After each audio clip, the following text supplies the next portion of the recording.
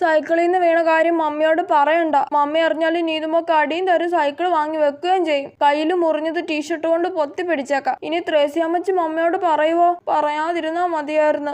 ആ കൊച്ചേ, നീ ഇവിടെ വന്നിരിപ്പുണ്ടോ? നീ സൈക്കിളുമായിട്ട് എവിടെ വരെ പോയായിരുന്നു? എവിടെയും പോയില്ല മമ്മി. ആ വേഗം കുളിച്ചിട്ട് വാ. എന്നിട്ട് ഈ സ്ലീവ്ലെസ് ഉടുപ്പ് ഒന്ന് ഇട്ട് നോക്കിക്കേ. അയ്യോ, ആ ഉടുപ്പിട്ടാല് കയ്യിൽ മുറിഞ്ഞത് മമ്മി കാണൂല്ലേ?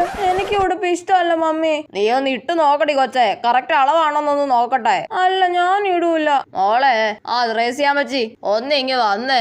ആ വരുവാ. അയ്യോ, ത്രേസ്യാമ്മച്ചി മമ്മിയോട് ഇപ്പൊ പറയും.